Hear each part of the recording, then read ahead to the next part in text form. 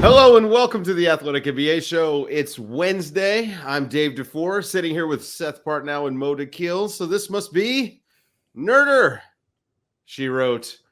Guys, we had Chet versus Wemby last night. Obviously a game with, a lot of buildup, a lot of anticipation. Two top rookies. These guys really, to start the year, have been incredible. And we got a dud. As so often happens when you're anticipating a sporting event, you can't pre-plan what's going to happen. Neither guy really had a good game. What was it like, guys, for you to see these two? I mean, they're not twin towers because they're not on the same team, but the photo of them on the jump ball, it looks like a model of the double helix to me. I mean, it's very visually jarring. It just looks like it doesn't belong. I mean, it's one of those things. Look, the matchup, the idea of what we hope would be, epic. We didn't get it this time, which is fine. I think they're going to have a lot of battles over the course. There was animosity between the two of them. You could felt like they both felt the moment and wanted to go at one another. Headbutt gate from preseason. There was a fun play when the game was pretty much already decided, because let's just be honest, also the Spurs are way behind the Oklahoma City Thunder in terms of just talent and whatnot. Like, I think I texted you guys or another friend group where I just said, like, this could be a fun Chet versus Wemby thing, but this game's going to be a blowout. And that's exactly what it was. But there was a moment where, Holmgren's going up against Zach Collins and just Wemby just comes from behind and rejects his shot, and it's like, there are those types of things that we're going to get with that stuff, but I like it because we have a rivalry somewhat building. If the Spurs can keep this kind of going, like, we can actually have a fun rivalry between these two teams for quite a while. Yeah, I'm glad you pointed Magic and Bird. I'm glad you pointed out as rivalry between the teams. Just, the history of, if you like age group competition, Wemby and Chet matched up a bunch, and it was not a rivalry. It was a domination, essentially. Like this sort of how when Wembanyama was sort of bubbling up as a prospect, it's like, okay, everyone knew about Chet, and then there's this big French guy who's just destroying him. So I think that I think the Wembanyama is further along physically than Holmgren is, certainly. So I think that it's going to be in that individual matchup. I don't think it's necessarily a rivalry, though. It could be an interesting team rivalry, as Mo says, if San Antonio adds a point guard. I mean, we can go into this like we've done it many times, but like, sorry, man, the point Sohan thing just isn't going to work. Like, what's really crushing, and we've said it before, it's just taking away reps from other guys that need it. Like, they need a veteran point guard, and they need it fast. And this is a fun idea, but come on, man. Like, this is hurting all the other guys on the team to try to see if Sohan's a point guard, and we know he's not. I don't mind the experiment, but I think at this point, like, they struggle so much to get guys in the right spots with the ball, that I think that as Mo says, you're costing yourself quality reps, and the fact that it bears out by just how much more efficient they've been with Trey Jones on the court. And Trey Jones is a perfectly fine backup-y point guard, but it shouldn't be that much of an impact. Yeah. Well, as much as Chet and Wemby, in their first matchup was a little bit of a dud. I mean, it happens. Guys, the in-season tournament has actually been kind of awesome. It feels extremely competitive. The courts aside, because the courts are an abomination. We're not going to get into the courts. I'm hoping they're going away. I actually have a little bit of a conspiracy theory on Dallas. Those courts got to go away. Go ahead. What were you going to say about the court? I think so, like the idea of a distinctive court is good. Some of them, the execution is pretty good. Don't mind. I think that there's some lessons to take from here. One, red, no. Two, blue, no. They needed to. Well, some of the blues are okay. It's the ones that are super reflective. Like OKC's, I think actually looks pretty good. And part of it is I don't know if it's the angle of the hard cam or the specific color they use, but it's not like you're not seeing a mirror image of the game on the floor, which is distracting. And the third issue that some of them have is some of the ones that have a lighter middle stripe. It's actually really hard to make out the court markings. So some of them are okay, but I think on balance, they've probably been a miss, though I don't mind the idea. I feel, look, man, every time I see one of these games, I feel like, these home shows where someone, they buy an old house and they walk in and it's like these beautiful painted floors have been painted over. Right. You would never do that. It's just, and now you've got players talking about how slippery they are, and now you've got a safety thing. Look, it's called the hardwood for a reason. I like the look of the wood. I'm with Seth. Let's just, let's go next season. Let's just go a step further and do peach baskets, and let's kind of really embrace everything. No, but I feel like I'm being quoted out of context, but no, carry on. No. But I more just wanted to get the joke off more than anything else. No, I like the distinction of the court. Like I like it. Listen, I don't like the courts, fine. And that's fine. They can do better. I like that they do that. I like that they wear different uniforms. It's it's a regular season game plus. I think that's the kind of way I look at it, and it kind of creates a thing. But more importantly, and this is the thing people have to understand, because everybody wants to decide, is this a success or a failure after we've had, 3 games? Like, everybody needs to slow their roll. We need at least 4 or 5 years of data before we can really discuss if this thing works or not. But I just would say, just offhand, the players seem into it. And they seem to be going at it much harder. And I think, I'm going to be very fascinated to see how teams approach when they get to Vegas. How do they approach those games? Are they going to treat them like playoff games? Is this going to be a finals preview? Like, is there going to be there's some, or a conference finals preview and stuff? Is there there's some fun stuff in there that we might be able to get out of this that I think is really worth it. But I think also, just at the end of the day, the thing we said from the very beginning was you have to get the players bought in. And so far they're bought in, and we've gotten some really fun, good games out of this. And even if it's just because they get 4 days in Vegas or whatever in December, to sort of break the season up, that's an incentive, I think, for players to play hard. And we had 4 fights in the games last night. Don't tell me these guys aren't going hard. I mean, number one, we get fights in regular season, but it does feel like there's an added amount of intensity to these games. And it could also just be maybe the courts are causing their minds to go nuts. Well, they're literally seeing red. So it's definitely not for one of them. One of them, this is just a normal occurrence. Well, let's talk a little bit about. I mean, it's not even an elephant in the room at this point. In last night's Warriors Timberwolves game, Draymond Green applied a textbook rear naked choke on Rudy Gobert in the midst of a scuffle between Jaden McDaniels and Klay Thompson. Gobert comes in, tries to break it up, and Draymond sees an opportunity to do. Honestly, it looked like it was something that he wanted to do. I mean, he just jumped in directly at Rudy's neck and pulls him off and gets ejected. Warriors lose another game. And we're going to talk about the Timberwolves a little bit today because they won their 7th straight last night.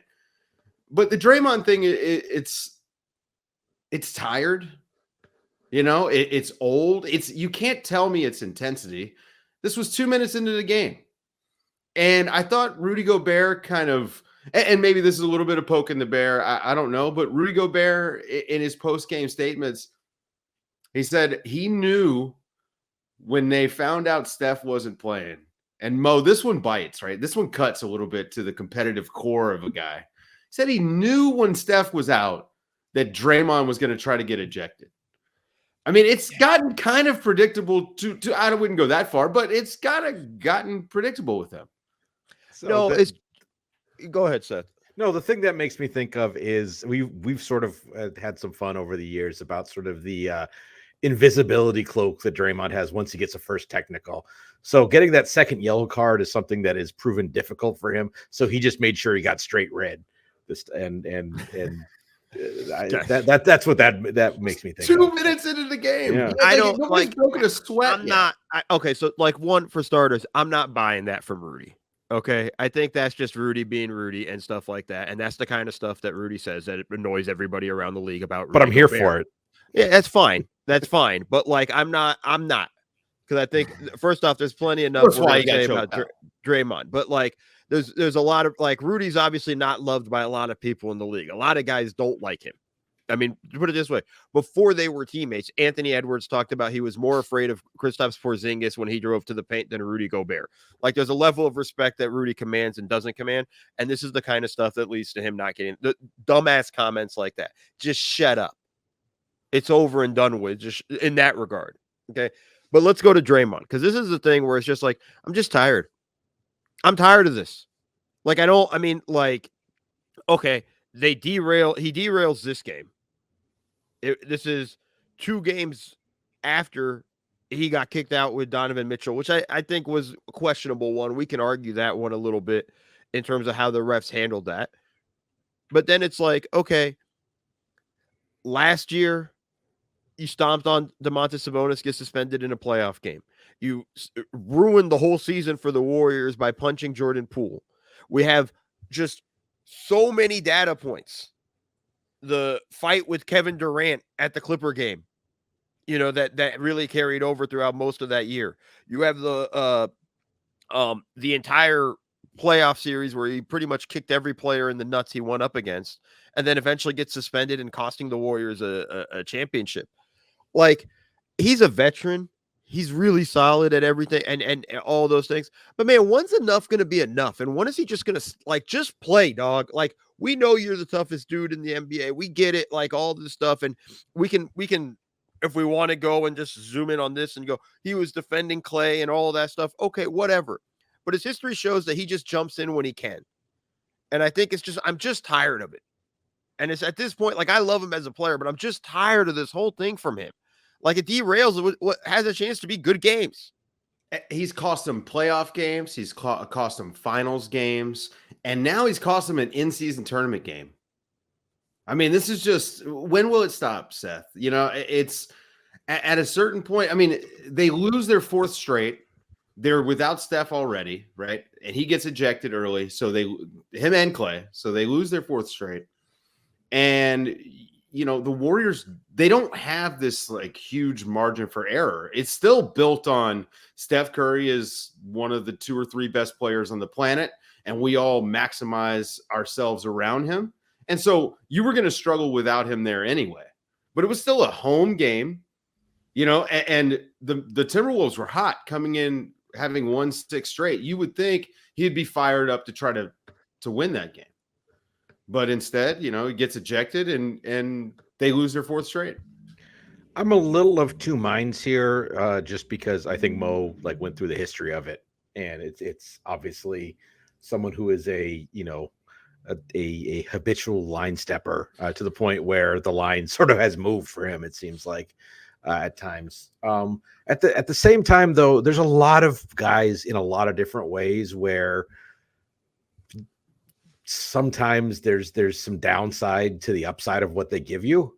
And so I don't want to, yes, I think that he should curtail kind of the roughest edges of this, but for the Warriors' success, that sort of ferocity and intensity was a key part. And so it's like calibrating that. Which way would you rather miss? Would you rather not be intense enough, or clearly he's going too far? But how much of this is sort of table stakes of this is the upside of what he gives you, we know, and this is the downside. And yeah, we can criticize that, but it's not a terribly dissimilar criticism to, I wish he passed more, I wish he defended better, like those kind of things. It's sort of just it's an imperfection of him as a player. I don't like that, Seth. Like, I'm tired of this being the cop out of like, yo, KG was wildly intense in that sense that we never got this. Like, this is who Draymond Green is, and we understand that. But like, we've gotten to the point now where it's like you're actively hurting your team, and you've done it over and over again. And you've just not, like, if you really are this uncontrollable, which I don't think he is.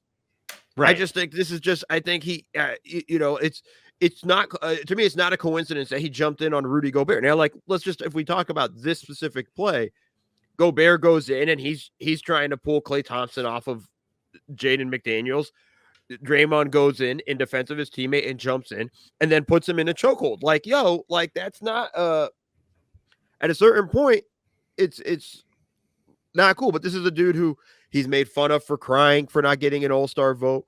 They compete against each other all the time for defensive player of the year. They both are always kind of chippy with each other and things like that, and so on. So it's not like an accident to me. It's like, oh, Rudy's going into that ain't happening. And it was then an he's jumping opportunity. in. Yeah, I don't even know if it was just an opportunity. It was a reaction, and then he saw it was Rudy, and he's like, "I'm going in. I'm getting Rudy out of there," and that's it. But like, it's I'm just tired of this bullshit, man. Yeah, I get it. I don't disagree with any of that. I'm just it is. But if that's what the Warriors need to keep them going and being intense and all of that stuff, that's a problem for the Warriors. Yep. Right. No, I agree. I actually think that with Draymond, this is a little bit more like it's. You remember how Jokic used to get the frustration fouls all the time? You know, he'd get a turnover. He felt like he would foul. He would immediately foul. Karate chopped Cameron Payne. Yeah. It's an impulse thing, right? Like it's a controlling the impulse and not going too far. And you know, by this point in his career, you would think that Draymond would have kind of mastered that. And I would argue, you know, he gets better as the season goes on. And I think he is better in the playoffs than in the especially early parts of the regular season. But I don't know, man, this is pretty bad. And I think he's and remember, Joe Dumars already kind of came out this morning and said, hey, we have to look at the history with Draymond Green when we start thinking about the suspension and all of the things that you brought up, Mo, where, you know, they're constantly sniping back and forth with him and Rudy. He's talking about Rudy all the time and on his podcast. And now, I mean, all that stuff might come back to bite him and the Warriors. Cause I mean, look, the Warriors I still think that they're a contender, but they haven't looked good. This is a bad time for this stuff to be happening for them. The problem for them is if he gets a 10-game suspension, this is a team that's already small. Like they're going to really struggle. And then I'm just throwing out 10 games, just whatever. Sure. You know, it's going to put them so far behind. And in a stacked West, like that's really difficult. And I think the situation for them, like this is going to cost them something, a hole that they're going to have to dig themselves out of for the entire season. And that assumes everything else goes right. Because we got to be concerned about Curry all of a sudden having knee soreness. Mm-hmm. Chris Paul's no spring chicken. Klay Thompson's not any younger. Like there's that's assuming everything goes perfectly here on out. And I just think like he's just putting them in a hole. He's just added more problem. He threw a 10-pound weight on their backs. Yeah, 20-pound weight, whatever. I don't know. In their backpack. Well, luckily they have Brandon Podziemski, so you know I think they're going to be okay. He was great. Can we switch to the Wolves because that's what I was about to do. Yeah, you know, but you talked about the Wolves. I mean, the Wolves made hard work of this game. Like Steph's out, Draymond, Klay get ejected, and for no disrespect, but I think that you know if you would take Jaden McDaniels only plays 1 minute, but so do Draymond and Klay. I think you would say that's net advantage Wolves, especially with Golden State's depth issues. But they made hard work of this game. But this is, you mentioned Brendan Podziemski, and also like Dario Saric had a nice game last night as well. And this is sort of something that kind of happens where guys who aren't really on the scouting report. Like I looked it up this morning. Dario Saric took 15 shots last night. He hasn't taken 15 shots in a game since 2021, and has done it about 10 times total since he got traded from the Sixers to start his career. So this is not on your scouting report is Dario Saric like primary offensive weapon. And these are NBA players. They're all very good. So this is why you sometimes see in sort of a one-off guy missing, guy gets hurt. The team that's supposedly undermanned is like feistier than you'd expect because they have good players who are getting opportunities and you're not really like, does any player on the Timberwolves before last night know what really have an understanding of what Brandon Podziemski liked to do with the ball? Right.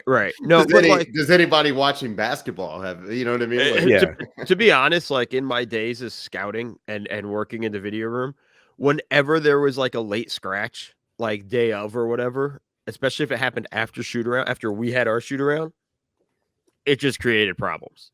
Like there'd be a game, we'd be playing Portland, and like Brandon Roy would be a scratch, when we get to the arena, and then all of a sudden, like we're getting killed, and we lose that game, and we're like, how do we lose this game? They didn't have Brandon Roy. It's a combination of like a letdown effect. We don't have to go as hard, and then as you said, once Clay and Draymond go out, it's like, okay, and to the Warriors' credit, they balled. Those kids balled. Like they put up a pretty big lead. They had a nice little, a 10-point cushion at certain points and whatnot. And I think they just rolled with it. But like, so that's the kind of stuff, the weirdness that happens during the regular season that I think is somewhat inevitable with some of these games. It happens to every team is going to have something like that. But let's just focus on the Wolves and sort of the fun part. Yeah. They're really freaking good, guys. Like this is the good. thing I think people really need to understand. So early in the season, man, one of the things I like to look at is quality wins, and the Wolves, I mean, you got to play who's in front of you, but the Wolves have had a really tough schedule. If you think about the contenders in the league, and they've beaten Denver, they've beaten Boston. They now have beaten the Warriors 2 times. They've won 7 straight. They've got the second part of a road back-to-back where they had Golden State and Phoenix. So they play Phoenix tonight to go for their 8th straight win. And I mean, on a back-to-back, who knows? This could be a schedule loss. But this team has been really good. And Anthony Edwards, who we will talk about, has been a primary focus. But I want to swing to Rudy Gobert because I think we all felt like last season there was some regression to his game. And especially on the defensive side, I felt like we saw that. And I'm now thinking it might have just been some fit issues because he's all the way back defensively. He looks great. Now, there's regression on the offensive side. I'm not going to deny that that's not there. But I think defensively, Rudy Gobert looks as good as he did 2 or 3 years ago. So I'm glad we brought this up because I think that the Wolves are that interesting combination of especially defensively, they've been good, but also fortunate, I think. They have the best effective field goal percentage defense in the league by a huge margin. And some of that is they've protected the rim really well. You can see that. But the other part is they are by far the team that has benefited most from sort of poor opponent shooting. And this is taking into account who's shooting and what shots they're taking. Their opponents are hitting about 4.5% less on threes than you would expect given, the types of shots and the shooters. And that's a big deal. That's, that basically is it's tough to translate directly into points because you have to factor in, they obviously some of the offensive rebounds happen on some of the misses and stuff like that. That's probably 4 or 5 points a game of positive opponent shooting luck. So I think we can accept that they're good. I do want to see a stretch where opponents actually make some jumpers against them to see calibrate where they actually are in the firmament of the West this year. Well, I kind of want to go a little bit different than Dave and shocking again, Seth and I just a little bit on different sides of things. They have the best defense in the NBA by 3 points, in defensive rating. And I get what Seth's saying with that. That's to me more than just shot luck and all of that stuff. That's a combination of, and when you look at last year to this year, look, D'Angelo Russell was their starting point guard last year. Kind of hard, defensively. Yeah. This year it's Mike Conley. Jaden McDaniels has shown, hey, I'm an all defensive type of player, and he's been absolutely phenomenal. Anthony Edwards has been absolutely phenomenal on the defensive end. It's just amazing when you have actual perimeter defenders around, how much easier it makes Rudy Gobert's job.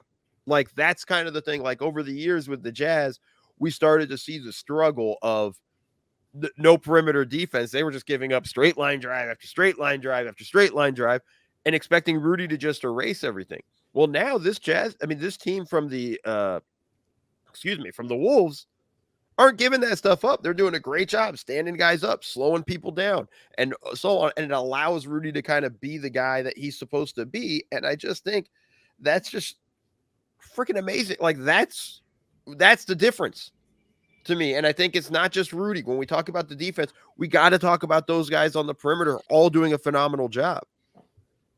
I think there's also a schematic element as well. It's John Krasinski talked about this a lot last year. Is there's a certain amount of you don't want to get beat, but when you get beat, like Rudy doesn't like a whole lot of traffic around his feet when he's like going to contest shots. And the Wolves, if you remember 2 years ago, they had a good defense that was based largely on them running all over the court and, having long athletic guys who could, cover ground and stuff like that. And so the mix of, Rudy wanting space to, do his thing and everyone else being used to flying around, I think almost led to, McDaniels and Root and Gobert getting in each other's way or something like that. And I think they've probably adjusted a little bit to, all right, we're going to do a good job of staying in front of guys, but when we do get beat, we're going to peel off and trust that our big guy inside has got that sort of more taken care of, as opposed to feeling like, oh, we've got to sprint all over the court and help like they did 2 years ago. And I think one other thing that we don't talk about the Wolves enough about last season, they did not have a full training camp. Right. Like the way, Towns was sick the whole training camp. Rudy took a lot of time off because of EuroLeague. Edwards came in fat, talking about Popeye's chicken. Like you had a whole lot of like stuff around this team. And then, Towns was out the whole year. I mean, there was just so many different things. And then they make a big trade at the trade deadline. Like there's just so many different things that was around that team last year. This year, it feels like everything's settled. And even to the point where this is Anthony Edwards' team. There's no question about that. To that point, I want to talk about Karl Anthony Towns and how I think he's fit in to this team really, really well so far this year. He had a good game against the Warriors. I mean, closing the games, they're going to go to Anthony Edwards.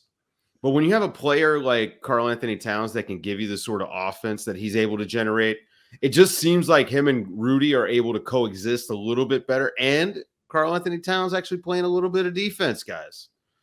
Maybe that fit isn't so awful. Again, it's still early. We'll see how it goes mid-season. But, there were a lot of people who were kind of hot to trade Cat. And, you may not be able to replace that sort of production and talent, though.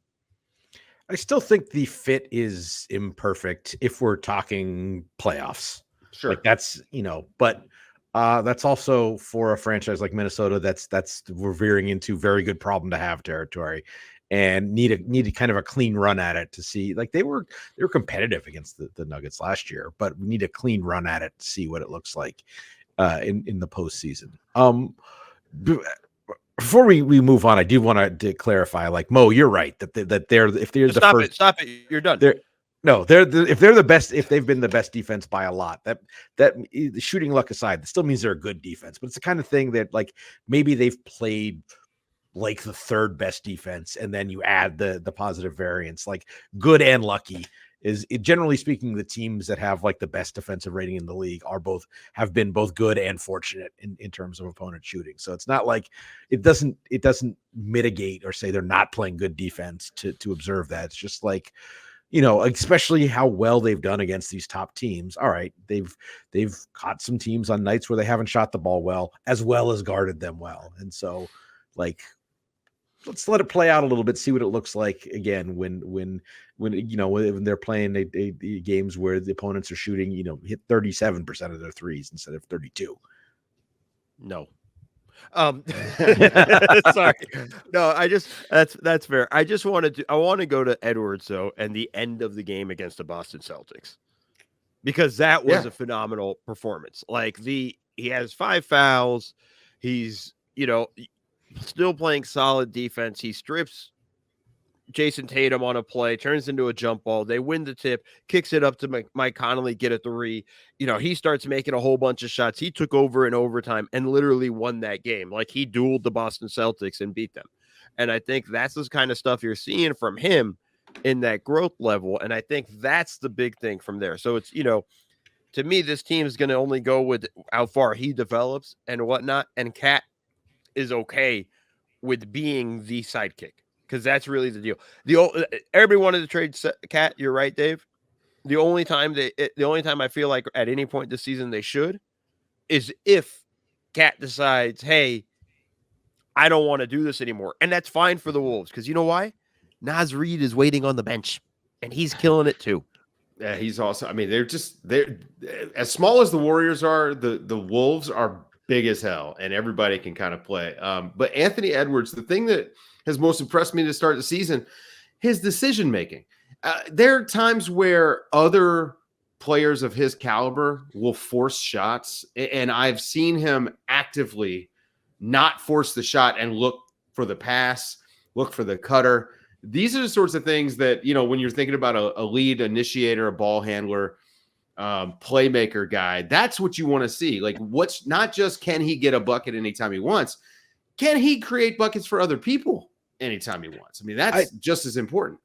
You say this has been an issue with other players of similar. It's been an issue for Edwards himself. I think that right. some of the worries about the Wolves in the last couple of years is they've had a couple guys who have not handled Edwards early in his career, but also I think this was this has been a hallmark of D'Angelo Russell and Towns at times as well, is sort of the trying to play the moment instead of play basketball, and it's just like, oh, I got to make a play here, and something, some kind of bad shot or bad pass or crazy offensive foul results. And so I think this has been it's kind of a natural maturation process, I think, but that has been for Edwards, that decision making has been sort of the big question about him going back to him coming into the draft.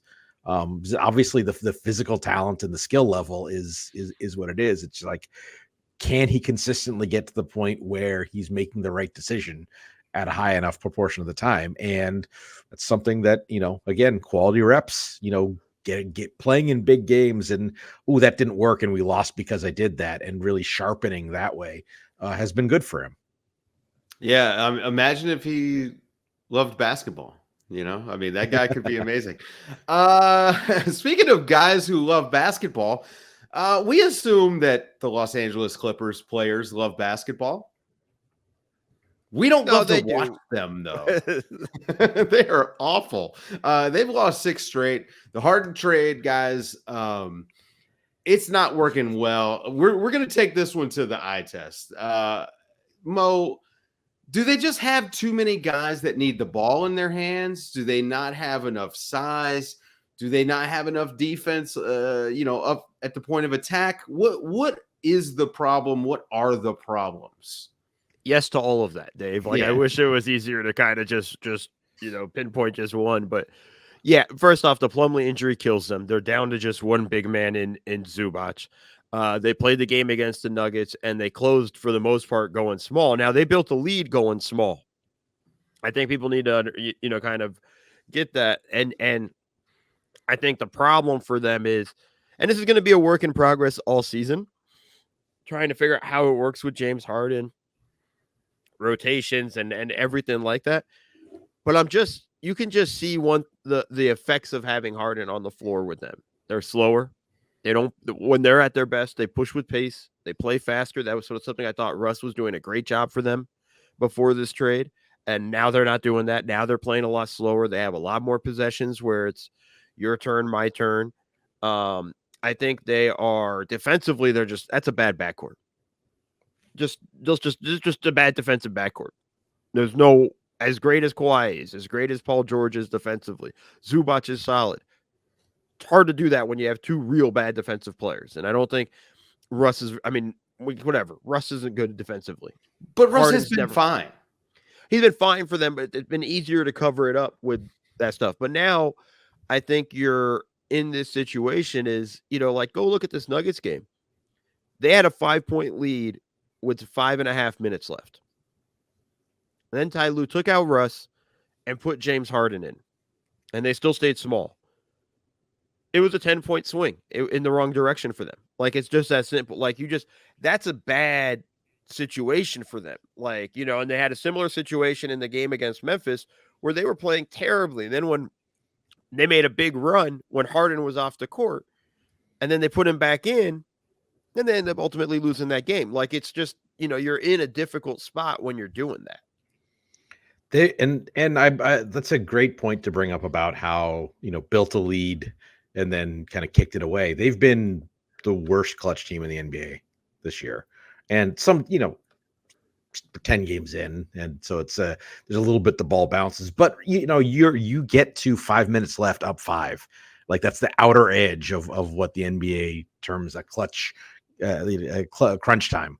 If you get to the point where you're up 5 with 5 minutes left, you win 90-ish% of the games, and so that's you basically kicked away a whole game, like a whole win, by losing that game. And I like to look at teams. It's a combination of how good the team is plus what the score is when we get to crunch time, and see which teams are over and underperforming. And they're already 2 wins under expectation, and usually the worst team in the league over the course of a year ends up in that -4, -5, -6 range. So they're like almost halfway or a third of the way to really terrible.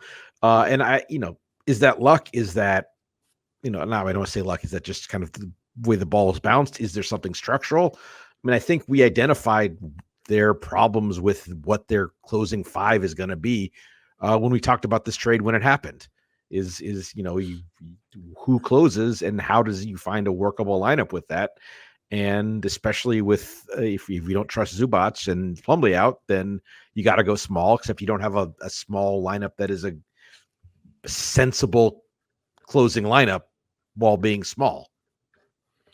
They traded what I think is kind of the trick that has gotten them to the playoffs the last few years. They've traded away all their depth, which Ty Lue has managed extremely well historically. And now your eggs are all in the James Harden basket. And I just don't know if that's as useful to Ty Lue. I mean, just think about from a coaching perspective. He doesn't have the pieces to plug all the gaps that they have. He can't throw Robert Covington out there as a small ball 5 just to try it out against Jokic. Zubac was getting destroyed during one stretch of that game, and they can't even attempt to go small and space the floor a little bit because they don't have a guy, like you said, that can hold up. So, I wonder if this isn't just a double-edged sort of sword that's going to hurt them. Number one, you've got to integrate Harden, and that's going to be difficult because it's James Harden and you've got Kawhi, right? But number two, you've taken away the tools that Ty Lue has used to patch the holes in this team when Kawhi isn't out there, when Paul George isn't out there. And I think there's a little bit of the style of coaching that he does. He almost is it requires it for this team. I mean, they just don't have a third guy who's a two-way guy. So he's figured out a bunch of one-way guys and how to use them properly for this team. And I think Harden is not anywhere close to a facsimile of those guys. I see your point. I do wonder how much of that was a ship having sailed on that anyway, with Morris and Covington and Batum, like where they are age-wise, if they can still be that. Like you say, I think it wasn't just the depth, it was the fact that they would put lineups out where everyone was like 6'7" to 6'9" and tough. Right. And that relied on Marcus Morris and Robert Covington and Nick Batum being like, very good NBA contributors at that point. And certainly Morris has fallen off, and Covington perhaps, and I think Batum still has something left. I was about to slap you if you said something bad about Batum. Yeah, no, but I think that on balance though, they're not like those 3 guys. If they had traded the 3 years ago version of those 3 guys, it would be a bigger problem. But it's just like you wonder how much of how much of that was actually still present on this Clippers roster anyway, given where those guys are. Yeah, I think there's a couple of things here for me. I think those guys mattered. I think, Dave, you hit the nail head on. And I think the important thing to understand is that, like, Batum was a big difference maker for this team over the past few years. Like, he's really kind of done everything for them. He's been a utility guy across the board. I just think this team needed to make a trade. I don't have a problem with them taking a swing. I just think this was the wrong pitch to swing for. Like, I just think, I mean, hell, like, we're hearing stuff about Levine. I don't even know if that's the right guy, but like, I would have felt much better about that than what than the stuff with Harden, and then the draft picks that they gave up in all of this. Like, it's a scary proposition for them, man. Like, this has to work. And it's like, I look at it going like, I'm watching it going, you can't re-sign James at the end of the season. Or if you know? can, it's because things have gone very poorly. And Right. Like, at 30 the number he wants, you can't do that. You can't give him that massive amount. Like, are they going to end up having to trade Westbrook? Like, he's not going to be happy getting subbed out in crunch time games and seeing the lead evaporate. That's basically what he saw last night. They went toe to toe with them for the last 5 minutes. They gave it away, and I think that's something that Russ is sitting there on the bench and seeing it, and he's going to be frustrated. I mean, like, are they going to? They did a great job bringing him back last year, and I thought he was a mistake and all that, and he proved me wrong. He's been awesome this year, and now they just kind of neutered him in that sense, and it's like, man, this is just such a difficult job for even Ty Lue to navigate. I think they just said, like, hey, let's just make this harder. And I felt like they needed to be more patient. This never made sense to me. When James Harden demanded the trade, said, I want to go to the Clippers. It's like, oh, okay. I can understand James wanted to come home, but I was like, the Clippers don't want him. And they made runs at other guys. We know they went after Drew Holiday and so on. But, like, man, this is just not the right guy, man. And now you have to go through the whole season trying to figure this thing out. It's going to be difficult, man. And this isn't the year to do that with how stacked the West is. You talking about them trading Russ just made me think about if James Harden were to request another trade here in a couple months. I can't wait for that one. Okay. Yes, let's do that again. As we wrap up, how about those Indiana Pacers? Number one offense in the league, Mo. 28th defense. Is this something that's sustainable for regular season success? Like, could they be a 5 seed with this sort of disparity between offensive and defense? I've been saying it since the training camp. Look at me like an idiot. I've been saying it since training camp. If Tyrese Halliburton is healthy all year, this is a top 6 team in the East. I don't have any doubt about it. I don't think they do much in the playoffs because that defensive rating is awful. But just go watch what he did against the Sixers. It was unbelievable. Matter of fact, there's going to be a one more thing on it. He was masterful. The way he was orchestrating the offense, getting opportunities for guys, scoring when he needed to. I mean, Dave, he had a beautiful hook shot. Like, it's unbelievable. Awesome. It's just like it's just like all of those things. And I just can't. I mean, it's all about him, but let's just be honest. Benedict Mathurin has been absolutely phenomenal. Obi Toppin's been good for them. Miles Turner is doing well for them. Like, they're getting all the stuff. Andrew Nembhard has been big for them. Like, they're getting all the Aaron Nesmith's been pretty good. Aaron Nesmith has been really good for them. And that's a dude I wrote off a while ago. And, he's been balling. Like, this is one of those things. And then the other thing, Rick Carlisle is showing you he's a damn good coach. Like, let's be honest. Like, I know we're going to probably give Coach of the Year to Ime Udoka because he has to deal with Dylan Brooks all season and has found a way to make Dylan Brooks an effective 3-point shooter. But Rick Carlisle needs to get a look at for. Rick Carlisle deserves the talk of Coach of the Year early in this season. They're 3rd in the Eastern Conference right now. Yeah. Seth, is there a little bit of this team is too good too soon? And not from you don't want them to do well, you don't want them to win games, but from a team building perspective, they're pretty young and they're going to be limited in what they can do in free agency. And how I'm going to make a wild on. Comparison here in terms of being too good too soon. And I think Dallas Mavericks. Yes. Yeah. No, and I think it's, their style of play is obviously very different, but just in terms of Halliburton is he's not on Luka's level, but he's sort of entering the conversation as of a guy who is, that sort of a floor raiser who he's on the floor. Your offense is good as long as you have any talent around him. And then, as you say, it's sort of, all right, we're getting by with I like Aaron Nesmith. I like Andrew Nembhard. I like Benedict Mathurin. But those are, probably 7th, 3rd, 4th wing types. But you can get good stuff out of them. And so it's the same way that Tim Hardaway Jr., for example, has been an effective player alongside Doncic in Dallas. It's sort of okay, but we need to improve on that, and we're actually making it harder for us to do that because we're winning too much. Which, okay, it's a good problem to have. Oh darn, the guy we traded Domantas Sabonis for is turning into a possible All NBA guard. God, that's such a tough break in our team development. I hate having to hold those opposing views, right? Like I actually it's less enjoyable to me when we talk about this stuff to say, wow, this young team is great. This young player is great. But also because of the way the NBA team building works, they should suck for 2 more years. Well, I don't like doing that. There's also, it requires sort of the imagination on the part of the front office to be like, all right, like these guys look better than they are because of, we still need to, like, we get to the playoffs, we are going to need better than that. And so having that in mind instead of just saying, yeah, we're great. And Dallas has completely failed at that over the years.